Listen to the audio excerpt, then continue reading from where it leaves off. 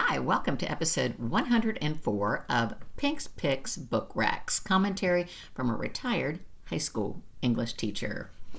The simple questions which I am asked often, what is your favorite book, or what is your favorite genre, are far too difficult for me to answer. When my life is overscheduled and or fraught with demands, however, no category fulfills my need. I've got the need to read like a well-written mystery does. The talented Liz Moore's newest release, The God of the Woods, was just the book I recently needed. Moore had me hooked from her first one-sentence paragraph, "The bed is empty." The lower bunk should have been occupied by 13-year-old Barbara Van Laar, whose family owns Camp Emerson, a sought-after summer destination for the children of well-to-do New Englanders and Manhattanites. While any other camper's absence would be cause for immediate concern, Barbara's provokes panic because her older brother went missing 14 years previously and no trace of him has ever been found. As the search for Barbara begins, the old case, as well as old wounds, is reopened and drama unfolds. Tension is exacerbated by the dichotomy between the wealthy Van Laars and the mostly blue-collar locals they employ. Financial disparity is just one of the many contrasts between characters.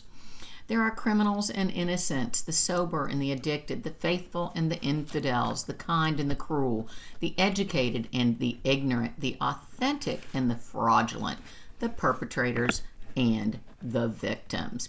These differences create conflict and provide new shortage of suspects for both disappearances. Further, every character is damaged in some way, some more deeply than others.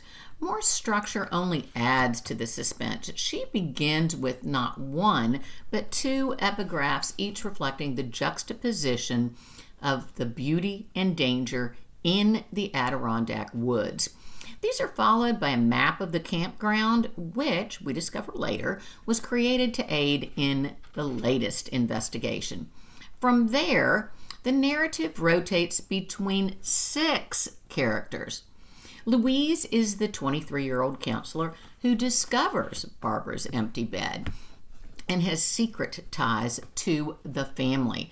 Tracy is a reluctant camper and Barbara's bunkmate. Alice is Barbara's often sedated mother.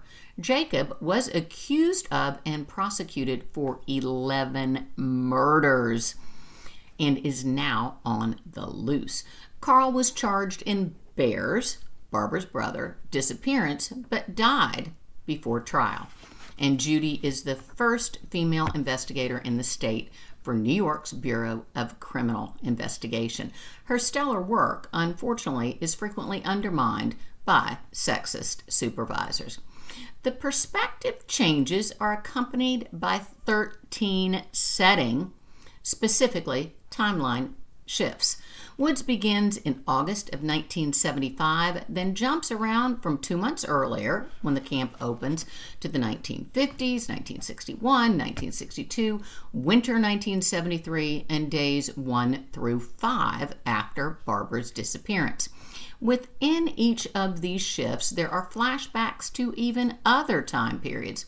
Trust me, close reading is a must if you want to get anywhere near figuring out this multi-layered thriller. Don't be daunted by Woods' nearly 500-page length. Moore's pacing and plot construction make this a page-turner. Moore's title is derived from Pan, the god of the woods, who liked to trick people, to confuse and disorient them until they lost their bearings and their minds. Fortunately, Camp Emerson is famous for its survival course. I give this book an A. Before I go, I would like to give a shout out to the absolutely fabulous independent bookstore where I purchased this and 3 other upcoming Pink's Picks titles.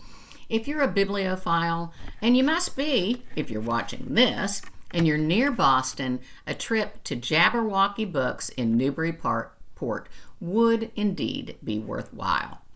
With that, until next time, make good choices, do your homework. Bye-bye.